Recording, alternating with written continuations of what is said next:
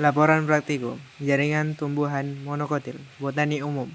Nama Muhammad Fahruki Hasibuan, NIM 2503013, dosen pengampu Salmiati, MPD, PhD, Program Studi Teknologi Pasca Panen, Institut Teknologi Perkebunan Pelalawan Indonesia 2026. Latar belakang. Pertumbuhan dan perkembangan tumbuhan merupakan proses kompleks yang melibatkan pembelahan, pemanjangan, dan diferensiasi sel. Secara garis besar, jaringan penyusun tubuh tumbuhan dapat dibedakan menjadi dua kelompok utama berdasarkan aktivitas pembelahan selnya, yaitu jaringan muda meristem dan jaringan dewasa permanen. Jaringan muda atau meristem adalah kumpulan sel yang tetap berada di dalam fase embrionik. Artinya sel-sel tersebut secara aktif melakukan pembelahan mitosis secara terus-menerus. Karakteristik sel meristem meliputi sitoplasma yang padat, vakuola kecil atau tidak ada, dan dinding sel yang menipis. Jaringan dewasa terbentuk melalui proses diferensiasi dan spesialisasi dari sel-sel yang dihasilkan oleh jaringan meristem. Sel-sel yang jaringan di umumnya telah berhenti membelah memiliki ukuran yang lebih besar, vakuola yang jelas, dan seringkali mengalami penebalan.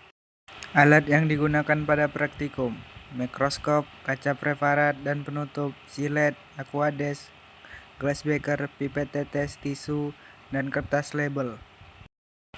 Bahan praktikum kali ini yaitu tumbuhan monokotil, jagung, Zea mays, Rheodiscolor, Tradescantia spetacea, Schwarz.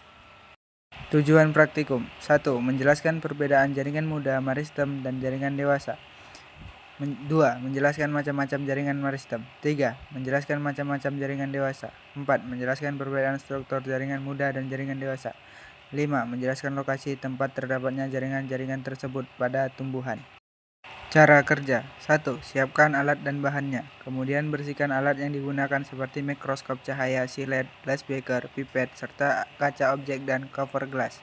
2. Ambil sampel yang akan digunakan mulai dari akar, batang, dan daun dengan diiris setipis mungkin menggunakan silet yang steril dan tajam. 3. Letakkan sampel di atas kaca objek. Lalu berikan sedikit air dengan pipet tetes dan tutup dengan cover glass. Lalu beri label pada setiap sampel yang akan diamati. 4. Letakkan di mikroskop cahaya. Atur kecahayaan. Lalu mengamati sampel melalui lensa objek. Setelah itu foto sampel melalui lensa objek. 5. Lakukan hal yang sama pada sampel berikutnya. Berikut adalah video praktikum.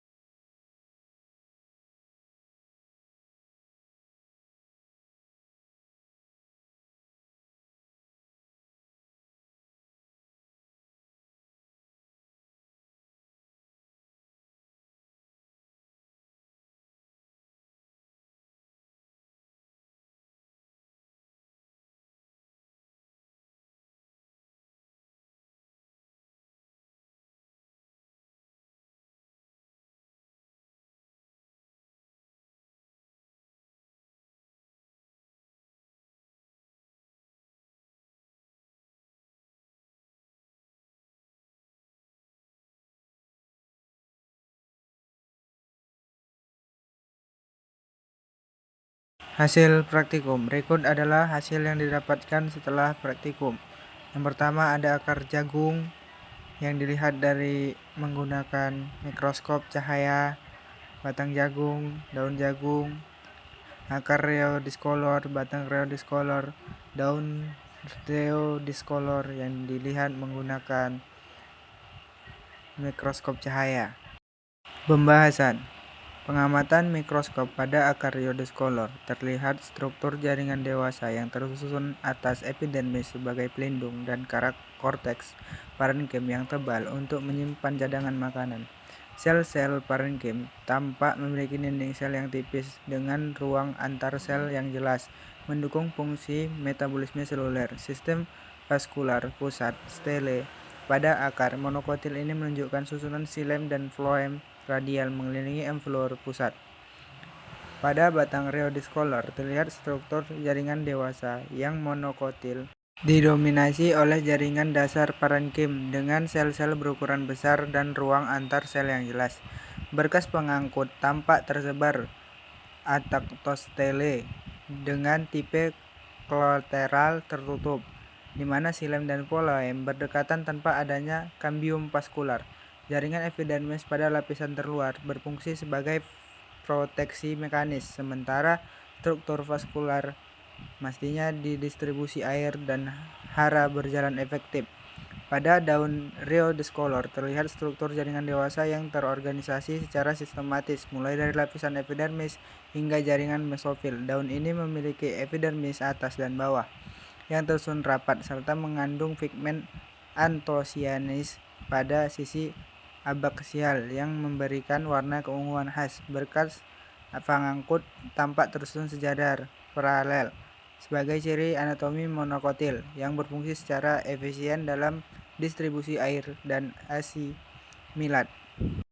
Pembahasan kedua, berdasarkan hasil pengamatan mikroskop pada akar jagung (GMX), terlihat struktur anatomi khas tumbuhan monokotil yang terdiri dari epidermis, korteks parenkim, dan silinder pusat.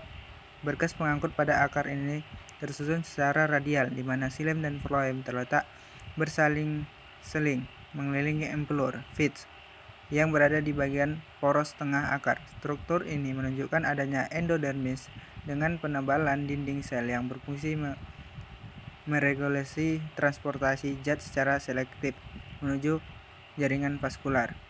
Berdasarkan hasil pengamatan mikroskopis pada penampang melintang batang jagung (GMS), terlihat struktur anatomi khas batang monokotil yang didominasi oleh jaringan dasar parenkim. Berdasarkan pengangkut, xilem dan floem tampak tersebar tidak teratur di seluruh jaringan dasar yang secara akademis dikenal dengan tipe stele ataktostele.